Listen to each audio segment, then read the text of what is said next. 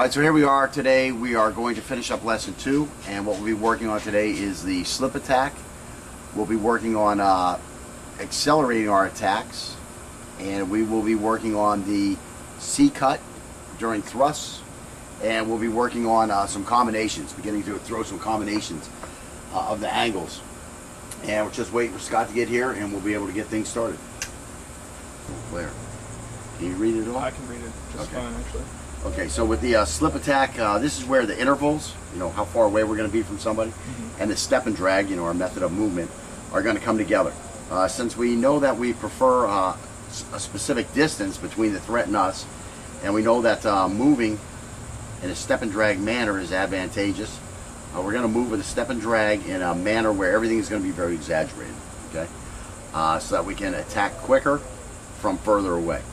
Also in the slip attack, the drag is not always going to be used because we may want to jump in with an attack and then come right back, right? So to perform a slip attack, we begin in our regular stance, and we quickly are going to lift our front leg as if we're trying to touch it up towards our chest. So the front knee is going to be lifted up. I said the leg, but I mean really the knee is going to be lifted up quickly, so that would be the leg too.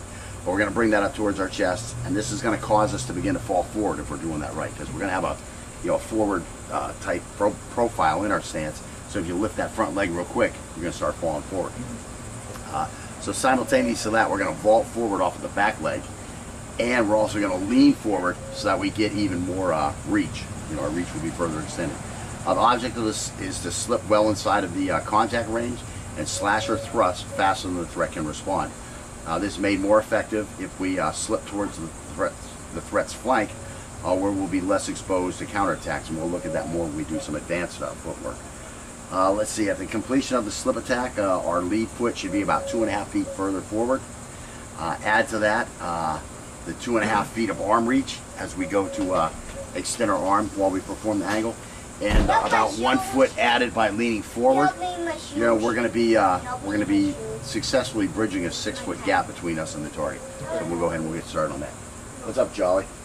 We have our target right here, and what I'm going to do is I'm going to step outside of where he'll be able to touch me. I can even come back all the way to here. And again, what the object is with this thing is to bring this knee high. You see I start falling forward because I've got some weight on my front foot. I'm on the toe of my back foot, and I'm going to lift this knee up, and I start falling forward. Okay, so we're going to work on the slip attack here. I'm staying well out of range of this guy. Still within contact distance. I mean, I could move out here outside of contact distance. We'll get to that as we progress through. But starting right here, I'm going to be a nice tight stance on the toe of my back leg. And again, the object is just lift this knee up, and you see we immediately start falling forward. So that's forward motion. That's free forward motion. I don't have to do really anything to get that. Now I can add to that the vault off of this back leg, and you can see quite quickly I'm able to make a nice deep slash onto this guy's carotid. That's just from that distance right there. Now let's back this up to like 6 feet.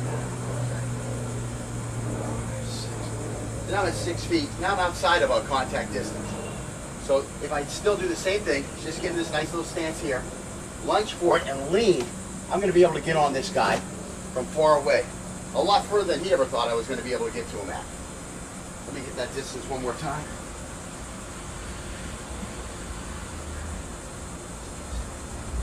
About right here.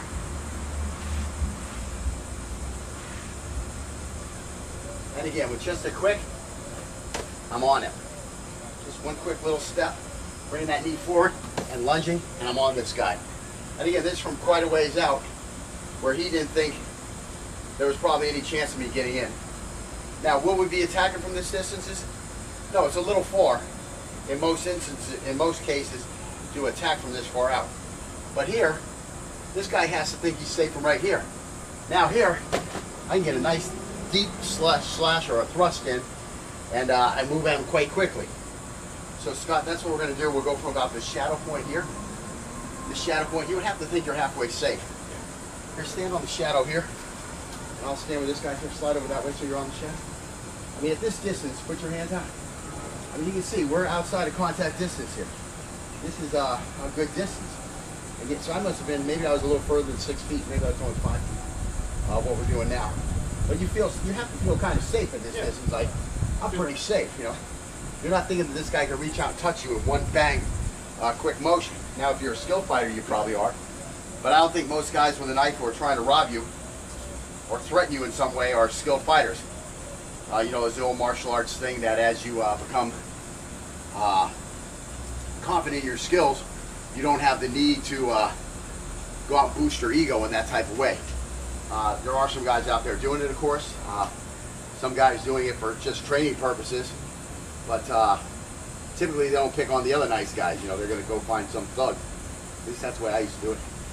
I didn't want to just fight with some guy who wasn't going to fight back.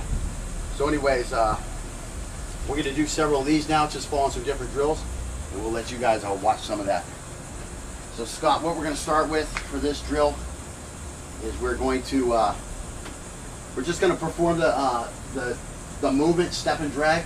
So we'll go forward and without any angle at all. So just kind of jump in there and get used to the footwork. Right. Now what you got to do is everything's got to happen. All three have to happen at the same time. So just work your way through it. Now bend that back leg a little bit, get up on that toe. That's where you want to be there. Now just start working out there. Don't put an angle out. Just jump out and fit. Here, let me show you one time. So we're just going to be here like this, and we're just going to complete the step and drag. Okay. So the back leg is still going to come forward, and bam, here we are like this, okay? That's it. That's it. Try to get that front knee a little higher.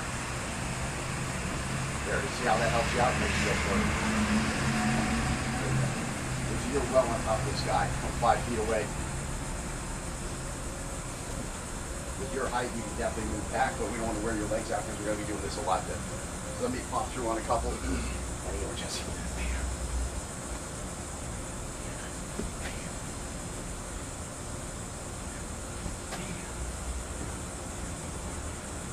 Okay, so there we go. Let's add an angle now. I think we start with angle 1, of course. Yeah, start with angle 1. And just go out there and try to get on his carotid. And go ahead and complete that and come right back to the your guard position.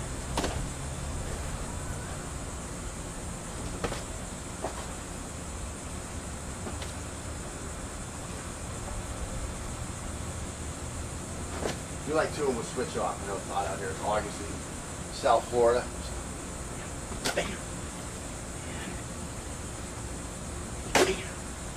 See how I'm taking a nice big hack hat? I'm just trying to put some hurt on this guy.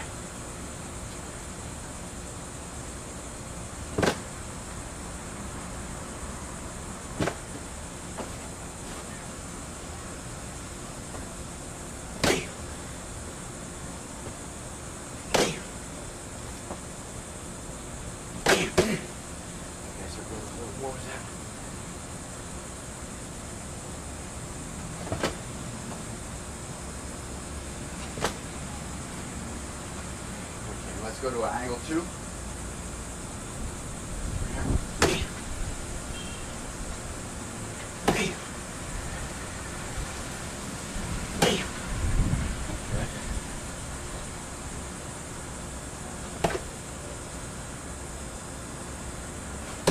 Bring that more down, just like you're coming right back to here. And let's go to an angle 3. Just coming straight across. Just slashing that belly. Okay.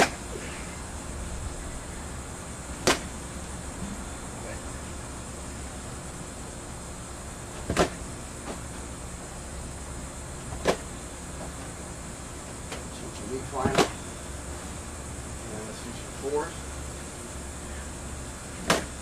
And again, we're using all those same principles, that snapping. Staying in the box, not going way out wide with the follow-throughs or with the wind-up.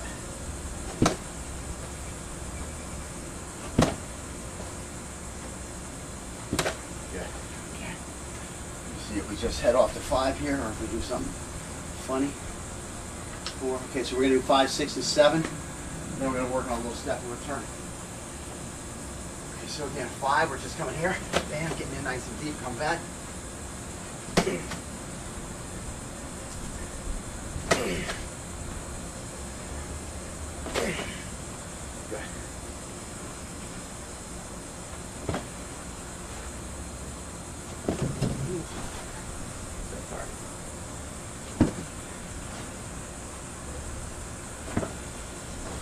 those last 3 fingers, so you really pile that knife right into them. And now repair the hand.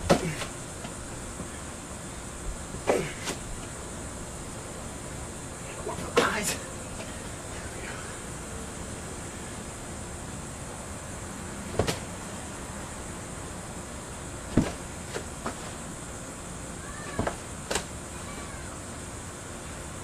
With a 7, so we're inverting the knife the opposite side.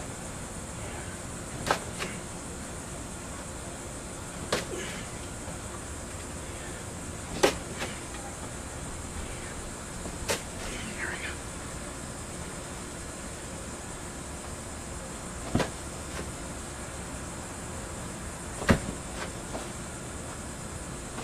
All right, now what we're going to do is we're going to do a step and return. So we're going to jump out there as far as we can. And the object is to come back as quickly as possible. So we're not going to bring this leg up like we were. We're just going to come here on this one and jump back. And again, these just little slashes at them and right back.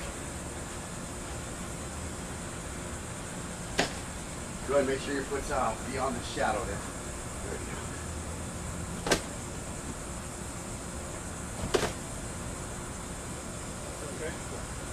Now we'll go to a 2, which is up and back. In, back. In, back.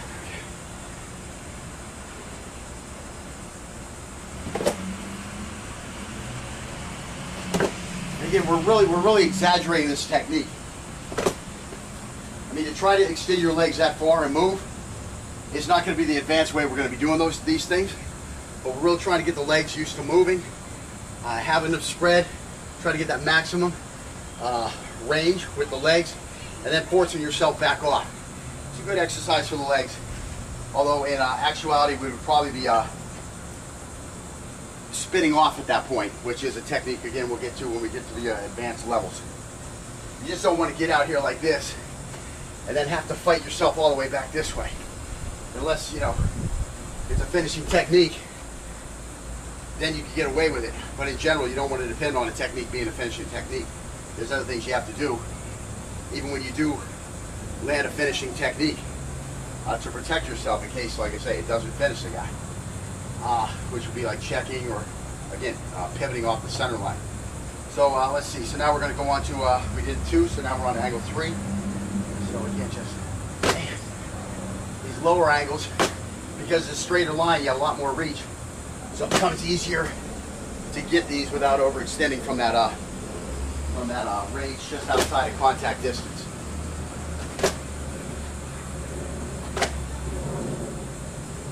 Going with a 4.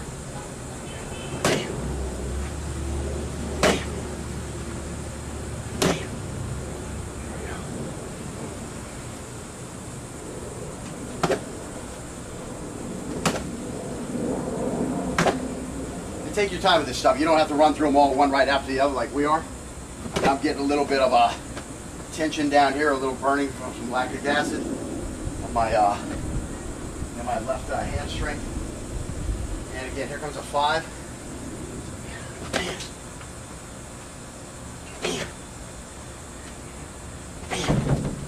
So I'm getting nice deep lunge there. I'm outside of my foot is 2 or 3 inches outside of contact distance on the bottom. Hopefully we can see some of that on the video.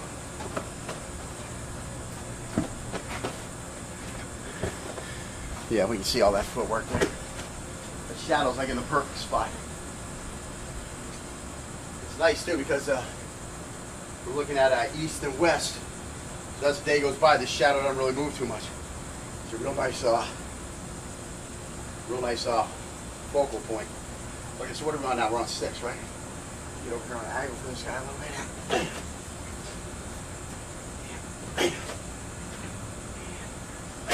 Whoops. I got the wrong side of his neck.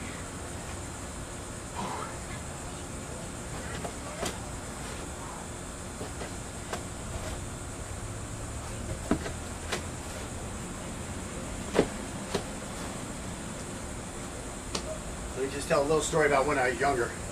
I used to be able to nail these guys in the right in this area here, the appendix area, from back 8 feet away or whatever. Just flying with a big, I mean, I used to weigh like 150 pounds. And I can just fly in from here with a single step and drag and get way the heck in here on these guys. This hand could block anything that was attempting to block my strike. I use this hand to push it off, and I just eat these guys up right here in this area. Spin off to the side and be gone before they realize what happened. So anyways, now I'm coming up here to a 7.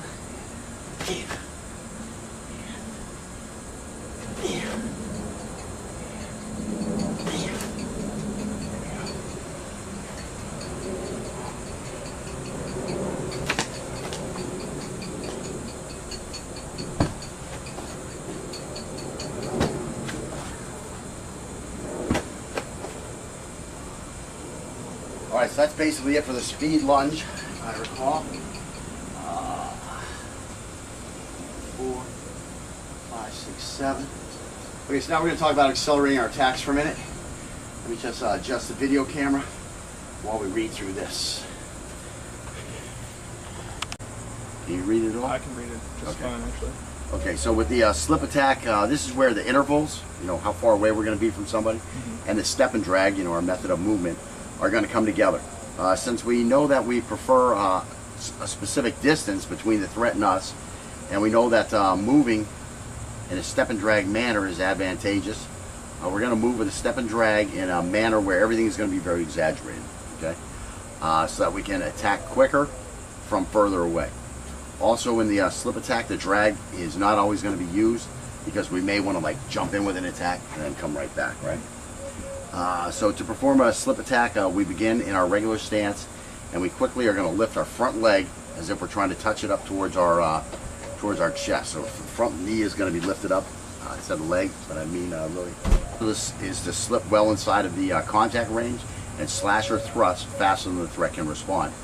This is made more effective if we slip towards the threat's flank, where we'll be less exposed to counterattacks, and we'll look at that more when we do some advanced footwork. Let's see, at the completion of the slip attack, our lead foot should be about 2.5 feet further forward. Add to that, the knee is going to be lifted up quickly, so that would be the leg too. But we're going to bring that up towards our chest, and this is going to cause us to begin to fall forward if we're doing that right, because we're going to have a forward type profile in our stance. So if you lift that front leg real quick, you're going to start falling forward. So simultaneous to that, we're going to vault forward off of the back leg. And we're also going to lean forward so that we get even more reach. Our reach will be further extended. The object. All right, so here we are today. We are going to finish up lesson 2, and what we'll be working on today is the slip attack. We'll be working on accelerating our attacks, and we will be working on the C-cut during thrusts, and we'll be working on some combinations, beginning to throw some combinations of the angles. And we're just waiting for Scott to get here, and we'll be able to get things started. Clear.